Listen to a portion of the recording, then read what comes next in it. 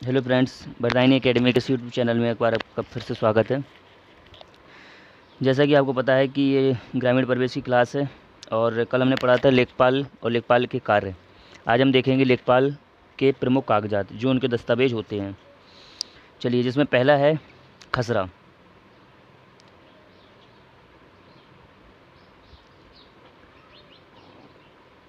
खसरा के बारे में, तो खसरा स्वयं अधिकार अभिलेख नहीं है, किंतु अधिकार अभिलेख की आधारशिला है।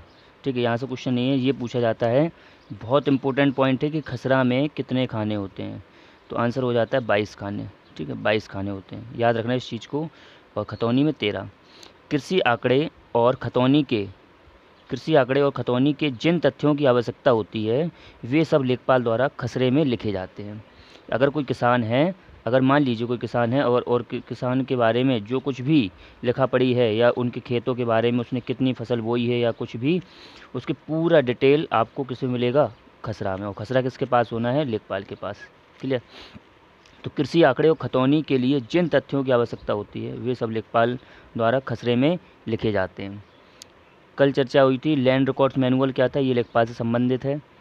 इसके पैरा का 55 में वर्णन करता है कि खसरा और चित्र को अनुरक्षित करने के लिए लेखपाल अपने हलके के प्रत्येक गांव का साल में 3 बार खेत का दौरा करेंगे। कितनी बार? 3 बार। 3 बार क्यों कहा गया? क्योंकि उत्तर प्रदेश में फसल 3 बार आती है, तो 3 बार आपको खेत पे जाना पड़ेगा, ये इम्पोर्टेंट है। ठीक है ना? तो कितनी बार जायजा करेगा? तो आंसर हो जाएगा 3 बार। अगला पॉइंट है खसरा एक कृषि संबंधी कानूनी दस्तावेज है। ये पॉइंट आपको नोट करते चलना है, जब आप रिवीजन करेंगे ना तो आपको बहुत सिंपल तरीके से याद होते चला जाएगा। और हम कल या परसों के बाद ही इसके जो मैंने बताया था ना 600 एमसीक्यू की सीट होगी वो हम लगवाएंगे, तो उसमें पता चलेगा कि किस तरह के क्वेश्चन बनते हैं पेपर में। ठीक है, तो ये चीज़ याद रखना कि खसरा एक प्रकार का दस्तावेज है। तो यहाँ पे क्या बताएंगे आप? एक कृषि संबंधी कानूनी दस्तावेज है। भारत में सजरा, सजरा वर्ड देखो यहाँ पे एक आया सजरा, ये किसी गांव के ऐसे नक्शे को कहा जाता है। तो कुल मिला के हम कह सकते हैं सजरा क्या है? गांव के नक्शे को सजरा कहा जाता है, सिंपल तरीके से। ठीक है, नोट्स बनाने के लिए, जिसमें जिनका प्रयोग उस गांव के खेतों या अन्य जमीन की पट्टियों का कानूनी तौर पर स्वामित्व बताने हेतु प्रशासनिक कार्यों के लिए होता है।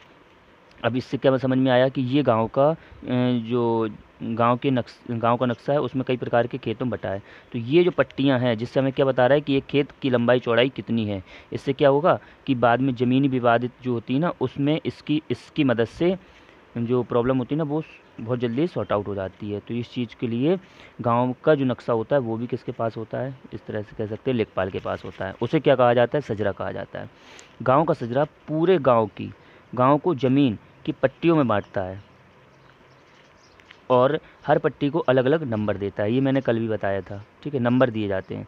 गांव का पटवारी हर पट्टी के लिए यह खसरा भी रखता है जिसमें लिखा होता है कि उस पट्टी का मालिक कौन है, उस पर कौन सी फसल उगाई जाती है। अगर मैं सिंपल तरीके से समझाऊं कि मान लीजिए ये एक खेत गाँव का वो है, मैंने इसको यहाँ पे निकाल लिया, इसको यहाँ पे निकाल लिया, तो ये पट्टी मुझे बता रही है ये खेत किसका है और इसके अंदर की जो सारी डिटेल है किस और इसमें किस प्रकार की फसल उगाई जाती है और इसका मालिक कौन है, किस प्रकार से ये हक जताता है, ये सारी चीज़ें आपको लेखपाल के ज़रिए मिल जाएंगी। तो ये चीज़ है सजरा। तो सजरा क्या है? एक प्रकार का कह सकते हैं नक्शा है जो गांव का होता है। अगला पॉइंट क्या है? नियम 16 के अधीन।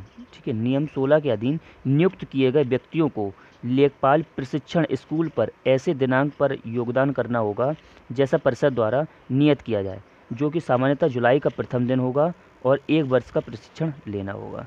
ये इतना इम्पोर्टेंट नहीं है। ठीक है, तो जो जहाँ से क्वेश्चन बनते हैं वहाँ से हम बताएंगे। चलिए, ये पॉइंट को ध्यान रखें, इस पॉइंट को ध्यान रखें।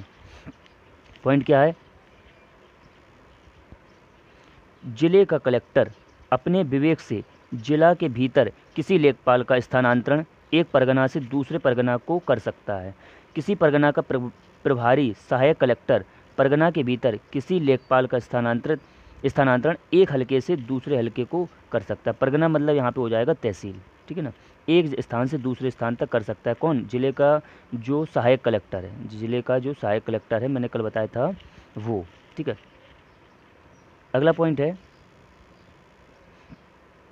जब कोई क्षेत्र सर्वेक्षण अभिलेख या बंदोबस्त क्रिया के अधीन हो या धरती के चकबंदी की क्रिया के अधीन हो तो उपयुक्त क्रियाओं के अधीन क्षेत्र के बाहर किसी लेखपाल का स्थानांतरण यथास्थिति नियुक्ति प्राधिकारी या सहायक कलेक्टर द्वारा अभिलेख अधिकारी या बंदोबस्त अधिकारी के परामर्श के बिना नहीं किया जाएगा। कोई भी किसी प्रकार का, हमने बताया ना, खेत से संबंधित कोई भी चीज़ है, जैसे कि वो बता रहा है कोई भी क्षेत्र सर्वेक्षण अभिलेख बंदोबस्त क्रिया जो भी है, यह बिना सहायक कलेक्टर की परमिशन के नहीं होगा। ये चीज़ आपको याद रखनी है। लेखपाल अपने हलके के भीतर ही निवास करेगा जब तक कि उसने अपने निवास से बाहर रहने की अनुज्ञा कलेक्टर से प्राप्त ना कर ली हो।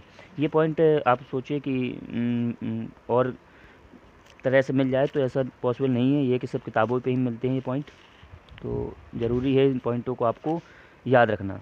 पटवारी राजस्व विभाग का कर्मचारी होता है। भैया ये पॉइंट हम कई बार बता चुके हैं, इस चीज़ को याद रखना कि राजस्व विभाग का ही कर्मचारी है। पटवारी प्रणाली प्रारंभ सर्वप्रथम कब से हुआ है? शेरशाह सूरी के शासनकाल से। ये पटवारी जो बने हैं ना, ये शेरशाह सूरी के शासनकाल से। क्वेश्चन बनता है कि पटवारी प्रणाली का शुभारंभ कब से हुआ है? शेरशाह सूरी के शासनकाल में। मुगल सम्राट अकबर ने इसे बढ़ावा दिया तथा ब्रिटिश काल ने इसमें मामूली परिवर्तन हुए और ये प्रणाली जारी रही। ठीक है ना, तो मतलब कह सकते हैं शेरशाह सूरी के समय से पटवारी चले आ रहे हैं। 1918 में सभी गांवों में सरकार के प्रतिनिधि के रूप में लेखपाल नियुक्त किए जाएंगे। याद रखना ये कब है? 1918 में सभी गांवों में सरकार के प्रतिनिधि के रूप में लेखपाल नियुक्त किए जाएंगे। 1918 में उत्तर प्रदेश में पटवारी के पद को चौधरी चरण सिंह के ज़माने में ही समाप्त कर दिया गया था। ये पटवारी जो वर्ड है ना वो हटा दिया गया था और उन्हें अब लेखपाल कहा जाता है। ये क्वेश्चंस ऐसे हैं जो आपको 1 नंबर दिला देंगे, समझ रहे ना, और स्टूडेंट्स की कंपेयर में। ठीक है ना, क्योंकि सभी लोगों को ये सारे पॉइंट्स ज़रूरी नहीं कि मिल जाएँ। ठीक है, तो भारत सरकार ने वर्ष 2005 में पटवारी इन्फॉर्मेशन सिस्टम नामक सॉफ्टवेयर विकसित किया ताकि ज़मीन का कंप्यूटरीकृत डाटा रखा जा सके। क्लियर, तो ये चीज़ को आपको याद रखना है कि पटवारी इन्फॉर्मेशन सिस्टम जो एक सॉफ्टवेयर है वो कब लागू हुआ था? 2005 में। इससे क्या फ़ायदा हुआ कि ज़मीन का जो कंप्यूटरीकृत डाटा बना दिया जाए। ठीक है ना, चलिए इसे अन्य नाम से जानते हैं, किसको? पटवारी लेखपाल को। तो कभी कभी पूछ दिया जाता है लेखपाल के अन्य नाम। पटवारियों को पटेल, करनाम अधिकारी, सान बोगरू। ये सान बोगरू पेपर में आ चुका है इसलिए इसको याद रखना है। सान बोगरू किसे कहा जाता है? ये भैया लेखपाल जी को कहा जाता है। क्लियर, आगे बढ़ते हैं। इसमें किसी गांव के ज़मीन के टुकड़े और उस पर उगाई जा रही फसलों का ब्यौरा लिखा जाता है। क्लियर, इसमें किसी गांव के ज़मीन के टुकड़े और उस पर उगाई जा रही फसल का ब्यौरा लिखा जाता है। इसका प्रयोग एक सजरा नामक दस्तावेज के साथ किया जाता है। इसका प्रयोग इसमें सजरा क्या है सर? एक गांव का जो नक्शे को बोला गया है ना उसे। या कुछ कटिंग हो गई क्या? नहीं, चलिए अगला पॉइंट है। इसका प्रयोग सजरा का एक दस्तावेज, हाँ ये देखा नहीं है। अच्छा, इसका प्रयोग एक सजरा नामक दस्तावेज के साथ किया जाता है जिसमें पूरे गांव का नक्शा होता है। उस गांव की सभी भूमि पट्टियाँ परिभाषित होती हैं। तो ये तो हम समझ गए कि एक खेत है, अगर उसकी जो 4 मेड़ होती है ना उससे हम बता देंगे ये खेत किसका है। ये सब उसमें, और उसके उस खाने में क्या होगा? नंबर दिया जाएगा, 2 नंबर 3 नंबर जिस तरह से भी होगा। ठीक है, इन पट्टियों का ब्यौरा ही किस में होता है? खसरे में होता है। इन पट्टियों का ब्यौरा ही किस में होता है? खसरे में होता है।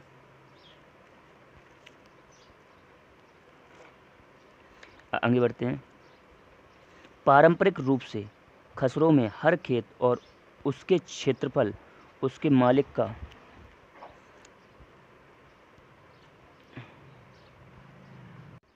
चलिए आगे बढ़ते हैं। परंपरा रूप से खसरों में हर खेत और उसके क्षेत्रफल उसके मालिक का और उस पर काम करने वाले कृषक, उस पर उगने वाली फसलों का, उसकी मिट्टी के प्रकार, उस पर वृक्षों का विवरण होता है। किस पे? खसरे में। तो खसरा एक प्रकार का ऐसा दस्तावेज है जिसमें किसान की पूरी डिटेल होती है कि वह उसका खेत कौन सा है ना, और वह कौन सी फसल उगाए है, कितनी फसल उगा चुका है, और उसके खेत में किस प्रकार की मिट्टी पाई जाती है, ये सारी चीज़ें उसमें डिटेल होती है। ये चीज़ बहुत इंपॉर्टेंट है। एक प्रकार ये दस्तावेज खसरा और खतौनी यह हर साल नवीनीकृत किया जाता है, और ये जो है ना खसरा हर साल नवीनीकृत किया जाता है। ये क्वेश्चन पूछा जाता है हर साल, 2 साल, 3 महीने, ये विकल्प में होते हैं जो कन्फ्यूज हो सकते हैं। 1 वर्ड में हमने देखो यहाँ पर सीधा देख लिया इस क्वेश्चन को कि सजरा जो होता है ना, सजरा को गाँव का नक्शा भी कहा जाता है ना। ठीक है, आगे वाला जो अगला दस्तावेज है वो क्या है हमारा? खतौनी। ये कुछ ऐसे टर्म हैं जो आपको याद करने पड़ेंगे। खतौनी, यह शब्द उत्तर प्रदेश भू राजस्व अधिनियम में वर्णित नहीं है। याद रखना, ये भू राजस्व वर्णित अधिनियम में वर्णित नहीं है। जैसे कि हम लोग बजट पढ़ते हैं ना, बजट को बजट भाषा में नहीं लिखा है संविधान में, इसी तरह खतौनी वर्ड नहीं दिया गया है। उसे क्या दिया गया है, वार्षिक रजिस्टर के नाम से जाना जाता है, वार्षिक रजिस्टर के नाम से। और ये कागजात धारा 33 में वर्णित है। या इस चीज़ को याद रखना भैया, ये पेपर में आया हुआ है कि जो खतौनी है वो धारा किस में वर्णित है, तो धारा 33 में वर्णित है। वही खतौनी के नाम से जाना जाता है। क्लियर। अगर गांव में खसरों को प्रयोग करके किसी एक व्यक्ति या परिवार की ज़मीनों की सूची बनाई जाए तो उसे खतौनी कहते हैं। क्लियर। ये जो डाटा है अगर हम जिसमें नोट करते हैं उसे हम क्या कह सकते हैं, खतौनी कहते हैं। इसे हर 6 महीने में नवीनीकृत किया जाता है, जबकि खसरा को हर साल नवीनीकृत किया जाता है, जबकि खतौनी को हर 6 महीने में। यानी किसी व्यक्ति का परिवार के सभी खसरों की सूची उस व्यक्ति परिवार की खतौनी में होती है ना। खसरों में जो उसकी खेती है, जो कुछ भी है उसके बारे में जो पूरी डिटेल आपको खतौनी में मिलेगी। तो कभी कभी ये चीज़ याद रखना पड़ता है कि कोई किस अब आजकल तो 90% स्टूडेंट्स जो होते हैं ना वो थोड़े बहुत खेत से बिलोंग करते ही हैं, थोड़े बहुत जुड़े ही रहते हैं खेतों से, तो वो ये सारी चीज़ों की नॉलेज है और लेखपाल की तैयारी कर रहे हैं, तो फिर इन सारे पॉइंटों को आपको थोड़ी सी प्रैक्टिस कर लेना, तो ये पॉइंट जिस तरह से क्वेश्चन बनते हैं वो आपके दिमाग में आ जाएंगे।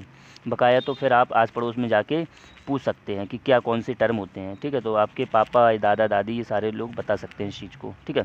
खतौनी 6 साल में एक बार तैयार की जाती है ना। खतौनी 6 साल में एक बार तैयार की जाती है।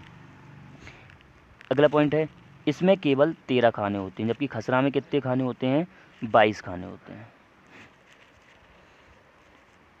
इसमें जोतदारों का वर्णन होता है, वे किस हैसियत से भूमि धारण कर रहे हैं, ये सब। ऐसा तो नहीं कहीं विवादित हो, ये सारी डिटेल आपको किस में मिलेगी, खतौनी मिलेगी। 1 या 2 बार इस वीडियो को देख लेंगे आपको पूरा टॉपिक समझ में आ जाएगा, क्योंकि बहुत ही इंपॉर्टेंट टॉपिक है लेखपाल के दस्तावेज। क्लियर। और पहले जब इंटरव्यू हुआ करते थे तो यहीं से क्वेश्चन निकलते थे। ठीक है ना। सीमा घोतक चिन्हों की सूची, इस अभिलेख में सीमा और बंदोबस्त चिन्हों का वर्णन होता है। क्लियर। यह कागजात किसी विवादग्रस्त भूमि या सीमा विवाद को निपटाने में पर्याप्त मदद करता है। यह कागजात जो है ना किसी विवादग्रस्त भूमि या सीमा विवाद को निपटाने में पर्याप्त मदद करता है। अब सोचिए कि अगर कोई खेत की जो सीमा बंदी है तो उससे पता चल जाएगा ना ये खेत किसका है, तो इससे क्या होगा कि हम कह सकते हैं कि विवादग्रस्त भूमि को निपटारा करने में बहुत मदद मिलेगी इस चीज़ का। और यह कागजात जो होता है ना खसरा में ही नत्थी रहता है। क्लियर। ये कागजात जो होता है खसरा में ही नत्थी रहता है। अब आती है दिनचर्या एवं वही डायरी, बहुत इंपॉर्टेंट है भैया ये डायरी। यहाँ से क्वेश्चन अवधि से आया हुआ है, इसलिए इसको हमें पढ़ाना पड़ रहा है। लैंड रिकॉर्ड मैनुअल के पैरा 47, हम लोग पैरा 33 पढ़े हैं, 23 पढ़े हैं, 45 पढ़े हैं, 55 पढ़े हैं और पैरा आ गया अभी ये। ठीक है, वो धाराएँ थी। ठीक है, पैरा 47 के अनुसार लेखपाल अपने हल्का भर के लिए एक डायरी रखेगा। लेखपाल अपने पास एक डायरी रखता है। डायरी एक ऐसा रजिस्टर होता है जिसमें लेखपाल अपने कर्तव्यों से संबंधित दिन प्रतिदिन के कार्यों का वर्णन लिखता है। इस डायरी में बहुत इंपॉर्टेंट भैया ये है इसका क्वेश्चन, ये है आपका क्वेश्चन। क्या है क्वेश्चन कि इस डायरी में 1 अगस्त से 31 जुलाई की अवधि में हुए कार्यों का ब्यौरा होगा। 1 अगस्त से 31 जुलाई मतलब 1 साल का पूरा डिटेल आपको किस में लिखना है, डायरी में लिखना है भैया। ये क्वेश्चन को याद रखना, पूछा जाता है डायरी में जो लेखपाल होते हैं वो अपना ब्यौरा किस मंथ से किस मंथ तक लिखते हैं, तो उसमें 4 डेटें होंगी, तो आपको याद रखना है 1 अगस्त से 31 जुलाई तक। बात आती है नक्शा। नक्शा क्या होता है, प्रत्येक गांव का एक नक्शा होता है। इस नक्शे पर गांव की चौहदी दर्ज रहती है ना। इससे गांव की चौहदी के साथ साथ प्रत्येक खेत की चौहदी का पता चलता है कि उस गांव में किस तरह का सिस्टम बना हुआ है, किस तरह के उसके खेत बटे हुए हैं। तो ये तो नॉर्मल सा हमने कल खेत भी दिखाए थे किस तरह से वो बना हुआ था मैप। नक्शे का अनुरक्षण करने के लिए लेखपाल अपने हलके के प्रत्येक गांव का हर वर्ष प्रत्येक खेत में जाकर 3 बार निरीक्षण करेगा। ये क्वेश्चन हम लोग पीछे पढ़ चुके हैं। खेत में 3 बार जाना पड़ेगा क्योंकि उत्तर प्रदेश में 3 बार फसलें आती हैं। लेखपाल के इस दौरे को राजस्व की भाषा में पड़ताल कहा जाता है। ये भैया पहले इंटरव्यू में पूछे जाते थे, अब ये रिटर्न में भी आ सकते हैं कि लेखपाल आप जब दौरा करने जाएंगे किसानों खेतों में 3 बार, है ना, साल में 3 बार जाएंगे। पहले तो ये पूछिए कितनी बार आपको जाना होगा, तो आप 3 बार कहेंगे, तो उसे क्या कहेंगे आप, पड़ताल कहेंगे। क्लियर। प्रथम पड़ताल को खरीफ पड़ताल कहा जाता है। प्रथम पड़ताल को क्या कहा जाता है, खरीफ पड़ताल, जो 10 अगस्त से प्रारंभ की जाती है। 10 अगस्त से प्रारंभ की जाती है। दूसरी पड़ताल को रबी पड़ताल कहा जाता है, जो 1 जनवरी से प्रारंभ की जाती है, जबकि तीसरी पड़ताल को जायद पड़ताल कहते हैं और जो 1 मई से प्रारंभ की जाती है। भैया इस चीज़ को, डायरी को बहुत इंपॉर्टेंट तरीके से याद करना, डायरी और ये नक्शा, ठीक है ना। पहली पड़ताल, दूसरी पड़ताल और तीसरी पड़ताल। दूसरी पड़ताल को क्या कहा जाता है? रबी, पहली को खरीफ, तीसरे को जायद। पहली कब होती है? 10 अगस्त को, दूसरी कौन कब होती है? 1 जनवरी को, तीसरी होती है 1 मई को। याद रखना भैया, ये चीज़ सिंपल है और याद भी हो जाए। अगला आता है खेवट। खेवट एक दस्तावेज है, हम दस्तावेज के ही बारे में बात कर रहे हैं। खेवट एक दस्तावेज है, वह कैसा है? यह जमींदारी का एक रजिस्टर होता था, क्योंकि ये खेवट वर्ड अब खत्म हो चुका है ना। उत्तर प्रदेश जमींदारी उन्मूलन में भूमि सुधार अधिनियम 1950, देखो पहला पॉइंट यही है कि भूमि सुधार अधिनियम कब है? 1950 में लागू होने से पूर्व प्रत्येक गांव के लिए 2 अधिकारी अभिलेख हुआ करते थे। वो कौन से थे? तो एक तो भैया था खेवट, एक था भैया खेवट और एक था खतौनी। एक था खेवट और एक खतौनी। खतौनी अब भी रखी जाती है, क्योंकि यह एक ऐसा रजिस्टर होता है जिसमें यह वर्णन होता है कि कौन जोतदार कितनी हैसियत से भूमि को धारण कर रहा है, और ये हम लोग पीछे देख चुके हैं। चूँकि खेवट जमींदार और जमींदारी से संबंधित रजिस्टर था, अतएव जमींदारी उन्मूलन के बाद इसे बंद कर दिया गया है। भैया ये जो जमींदारी जो प्रथा चली आ रही थी ना, स्थायी बंदोबस्त प्रथा, इनको अब बंद कर दिया गया। तो पहले ये जो जमींदारों के पास जो सूची हुआ करती थी, पूरी डिटेल हुआ करती थी किसानों की, उसे भैया खेवट कहा जाता था। तो ये 2 दस्तावेज थे जिसमें खेवट को क्या कर दिया गया? बंद कर दिया गया। अगला पॉइंट है किसान वही। किसान वही क्या होता है? ये भी एक दस्तावेज है, तो इसे क्या कहा जाएगा? किसान वही, ठीक है। अब इससे क्वेश्चन देखो, किसान वही पटवारी लेखपाल द्वारा तैयार की गई वह दस्तावेजी पुस्तक है जो किसी किसान के पास रहती है ना, किसान के पास रहती है, और वह तैयारकर्ताओं द्वारा मात्र 10 रुपये शुल्क दिए जाने पर किसान को उपलब्ध हो जाती है। तो इसमें क्या होता है ऐसा? इसमें किसान वही पर किसान की खेती, उसका प्रकार, मात्रा और हक संबंधी विवरण होता है। मतलब सब कुछ उसमें डिटेल होती है, जिससे कि किसान अपनी भूमि की जानकारी रखता है। देखिए भैया 10 रुपये की आती है भैया, ये इंटरव्यू वाले क्वेश्चन है भैया, कि बताइए किसान वही जो होती है ना पुस्तक, वो कितने रुपए में आप उपलब्ध कराएंगे? तो भैया 10 रुपये में। चलिए आगे बढ़ते हैं भैया। यहाँ से क्वेश्चन है भैया, लास्ट लाइन में निकलेगा, उस चीज़ को याद रख लेना भैया। अधिकार अभिलेख। अधिकार अभिलेख क्या है? कि प्रत्येक गांव के लिए यह एक अधिकारों का अभिलेख होता है। यह धारा 234 के अंतर्गत निर्मित नियमों द्वारा निर्धारित अपवादों के अधीन होता है। अधिकार अभिलेख एक ऐसा रजिस्टर होता है जो धारा 32 में वर्णित है ना। अधिकार अभिलेख एक ऐसा रजिस्टर है जो धारा किसमें? 32 में वर्णित है। भू राजस्व अधिनियम की धारा 53 के अंतर्गत अभिलेख अधिकारी द्वारा तैयार किया जाता है। धारा 23 किससे संबंधित है? आप कहेंगे सर लेखपाल से संबंधित है ना। धारा 53 के अंतर्गत अभिलेख अधिकारी द्वारा तैयार किया जाता है। किसके द्वारा? अभिलेख अधिकारी द्वारा। उपयुक्त का संशोधन बंदोबस्त अवधि के समय लेखपाल द्वारा तैयार किया जाता है। संशोधन जो बंदोबस्त अवधि है वो लेखपाल तय करता है। और धारा 33 के अंतर्गत वार्षिक रजिस्टर होता है ना। धारा 33 के अंतर्गत ये क्वेश्चन देखो बना, हमने बताया ना कि जो ये 33 में क्या हो ना, खतौनी है, तो याद रखना धारा 33 के अंतर्गत वार्षिक रजिस्टर। वार्षिक रजिस्टर किसे कहा जाता है? खतौनी को। ये लाइन को इसने खतौनी में न जोड़ के यहाँ पे बताया है कि धारा 33 किससे संबंधित है? भैया धारा 33 खतौनी से संबंधित है, लेकिन खतौनी न दे के वो वार्षिक रजिस्टर वर्ड देगा। लास्ट पॉइंट है गांव रजिस्टर। गांव रजिस्टर क्या है? यह रजिस्टर धारा 31, भैया धारा को आप लोग लाइन से लिख लें, तो आपको कभी भी दिक्कत नहीं होगी। आप 2 या 3 बार आप उसे याद करेंगे, ज़िंदगी भर याद रहने वाली हैं। धारा 31 के अंतर्गत कलेक्टर द्वारा प्रत्येक 5 वर्ष में तैयार कराया जाता है। यह रजिस्टर धारा 31 के अंतर्गत कलेक्टर द्वारा 5 वर्ष में तैयार किया जाता है, जिसमें एक नई प्रक्रिया से प्रभावित क्षेत्र, एहतमाली खेती वाले क्षेत्र, जिसमें मालगुजारी पूर्णतः अंश समाप्त कर दी जाने वाली क्षेत्र, मतलब जिस प्रकार की नई स्कीम है वो सारी चीज़ें वो किस में आ जाएंगी? वो भैया एक रजिस्टर तैयार किया जाता है, किसके द्वारा? कलेक्टर के द्वारा, और ये हर 5 साल में तैयार किया जाता है। तो ये इस तरह से हम कह सकते हैं कि हमारा जो टॉपिक हुआ वो आज हमारा समाप्त होता है।